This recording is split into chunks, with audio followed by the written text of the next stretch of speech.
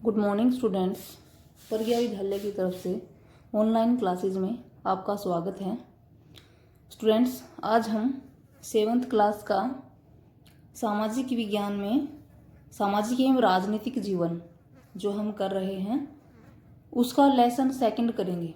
Second lesson है स्वास्थ्य में सरकार की भूमिका, और इसी के साथ ही जो हमारा लेक्चर है वो है 15, जो 15वां जो लेक्चर है वो हमारा रहेगा। पिछले लेक्चर्स में हमने जैसे सामाजिक राजनीतिक जीवन है, इसका फर्स्ट जो लेसन है समानता, उसका अध्ययन किया था। आज से हम जो सेकंड लेसन है वो स्टार्ट करने जा रहे हैं स्वास्थ्य में सरकार की भूमिका, कि जो स्वास्थ्य है उसमें सरकार की भूमिका है वो क्या है। अब सबसे पहले तो हमें ये जानना होगा कि स्वास्थ्य है क्या। स्वास्थ्य क्या है? स्वास्थ्य के बारे में हम कई प्रकार से सोच सकते हैं। स्वास्थ्य का अर्थ है हमारा बीमारियों और चोट आदि से मुक्त रहना, यानी कि स्वास्थ्य का अर्थ क्या होता है? हमारा बीमारियों और चोट आदि से मुक्त रहना। लेकिन स्वास्थ्य केवल बीमारियों से ही संबंधित नहीं है, यानी हम ये मानते हैं कि अगर हमें कोई बीमारी नहीं है, हम बीमारियों से मुक्त हैं, तो हम स्वस्थ हैं। लेकिन स्वास्थ्य है उसको हम केवल बीमारियों के साथ नहीं तोल सकते, यानी केवल बीमारियों से ही संबंधित नहीं है।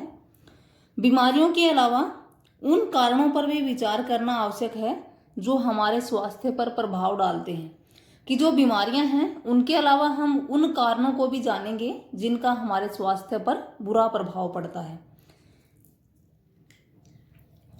जो हमारे स्वास्थ्य पर प्रभाव डालते हैं वो कौन कौन से? जैसे उदाहरण के लिए, यदि लोगों को पीने के लिए स्वस्थ पानी और प्रदूषण मुक्त वातावरण मिले तो वे सामान्यतः स्वस्थ रहेंगे। अगर हमें पीने के लिए स्वच्छ पानी मिल रहा है, प्रदूषण मुक्त वातावरण है, किसी भी प्रकार का कोई प्रदूषण है, तो हम क्या रहेंगे? स्वस्थ रहेंगे। लेकिन अगर हम स्वच्छ पानी की जगह अस्वच्छ पानी है, जो अशुद्ध पानी है, उसका प्रयोग कर रहे हैं या फिर प्रदूषित वातावरण में रहते हैं, तो हम स्वस्थ हैं नहीं रहेंगे, हमारा स्वास्थ्य है वो प्रभावित होगा। दूसरी ओर यदि लोगों को भरपेट भोजन न मिले अथवा उन्हें घुटन भरी अवस्था में रहना पड़े तो भी उनके बीमार पड़ने की संभावनाएं हैं वो अधिक होती हैं, कि भरपेट भोजन ना मिलने से या फिर घुटन भरी अवस्था में रहने से भी जो स्वास्थ्य है वो खराब हो जाता है। तो यहाँ हमने देखा स्वास्थ्य को प्रभावित करने वाले कारक, कि वो कारक जो स्वास्थ्य पर प्रभाव डालते हैं कौन कौन से डालते हैं? स्वच्छ पानी, पीने के लिए स्वच्छ पानी न मिलना, अगर नहीं मिलेगा तो स्वास्थ्य है वो प्रभावित होगा। प्रदूषण मुक्त वातावरण का न होना या फिर प्रदूषित वातावरण होना, ऐसे भी लिख सकते हैं। भरपेट भोजन का न मिलना और घुटन भरी अवस्था में रहना, ये क्या है? स्वास्थ्य को प्रभावित करने वाले कारक। यहाँ पे आपका क्वेश्चन है कि स्वास्थ्य को प्रभावित करने वाले कारक कौन से हैं, या उन कारणों के बारे में बताओ जो स्वास्थ्य को प्रभावित करते हैं। तो कारण कौन कौन से होंगे? पीने के लिए स्वच्छ पानी न होना, प्रदूषण मुक्त वातावरण का न होना, भरपेट भोजन न मिलना, घुटन भरी अवस्था में रहना। उसके बाद है, हम सब चाहते हैं कि हम जो भी कार्य करें चुस्ती से और ऊंचे मनोबल के साथ करें, कि सबकी इच्छा होती है कि हम जो भी कार्य करें स्फूर्ति से करें, बिल्कुल सुस्त और अकर्मण्य रहना, यानी कि सुस्त यानी कि आलसी रहना, अकर्मण्य कोई भी काम ना करना, चिंताग्रस्त रहना हमेशा, और लंबे समय तक डरा सहमे रहना स्वस्थ जीवन के लक्षण है वो नहीं है। यानी कि स्वस्थ जीवन के लक्षण कौन कौन से नहीं है?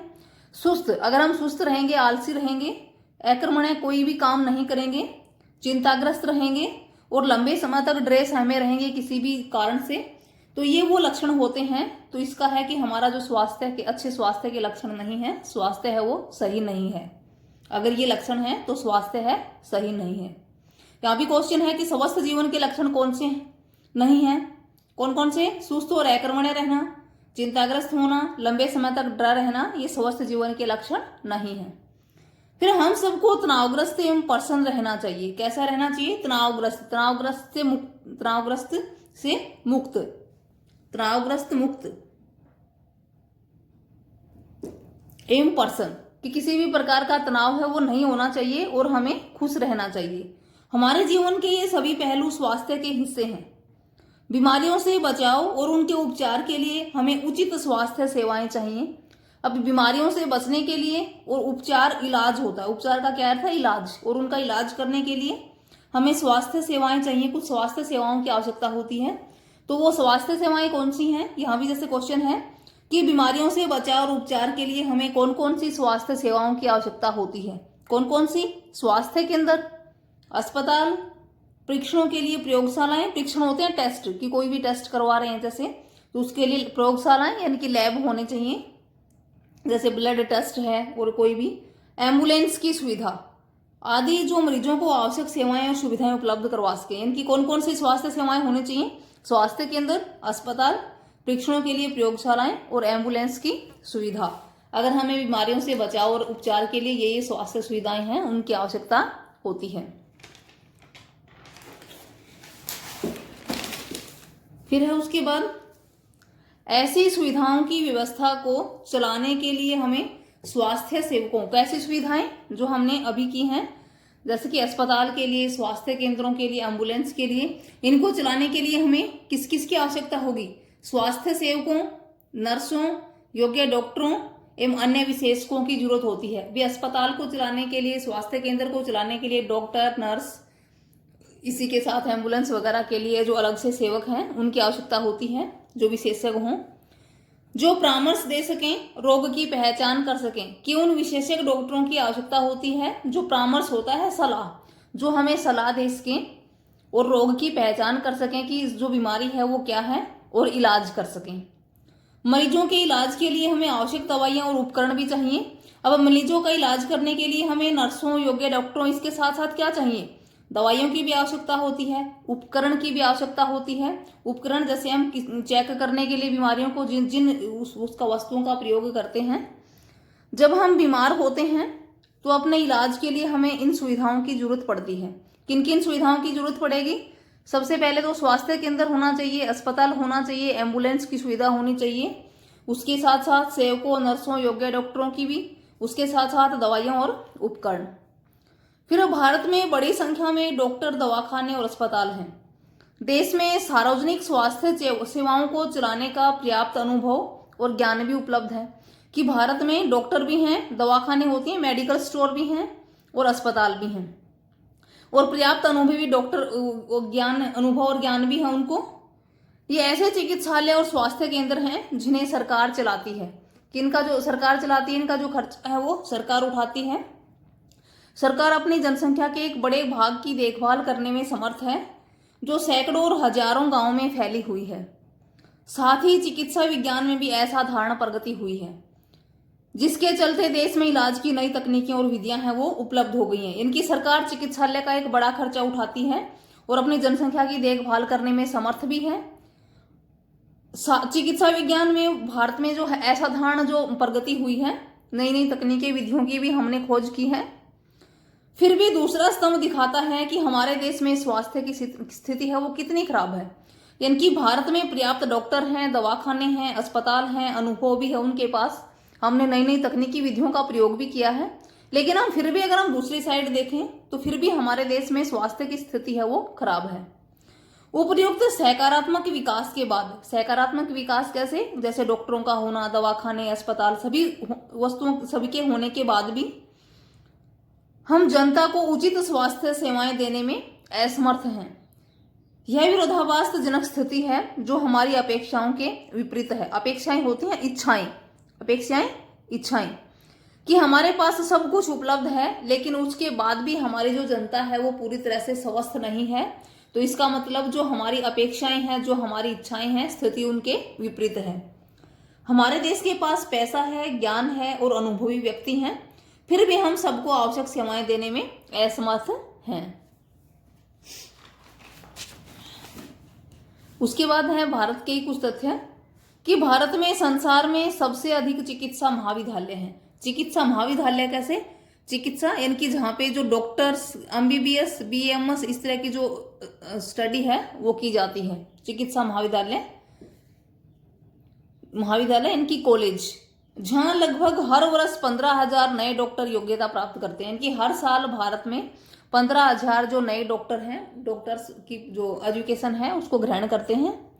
भारत में अधिकांश डॉक्टर हैं वो शहरी क्षेत्रों में बसते हैं।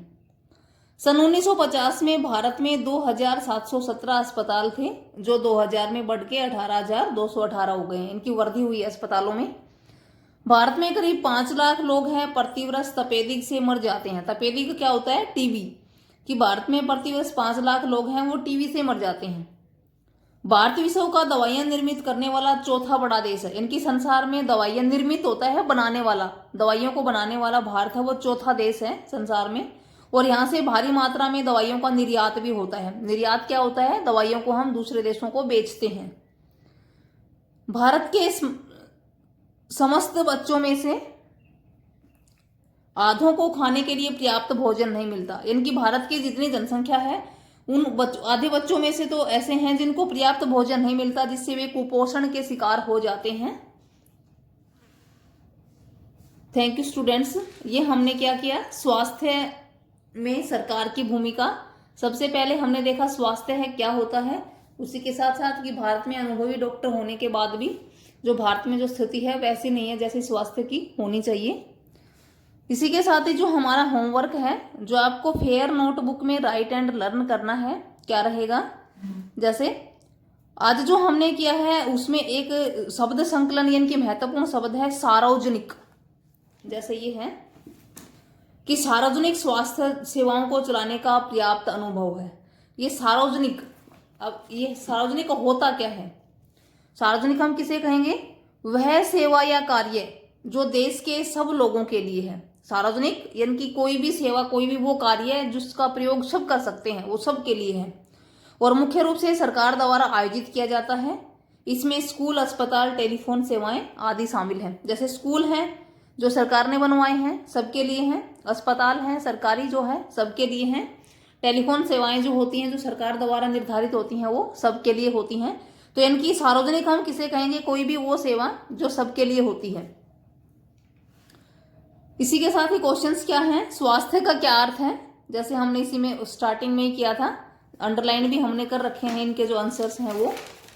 स्वास्थ्य का क्या अर्थ है?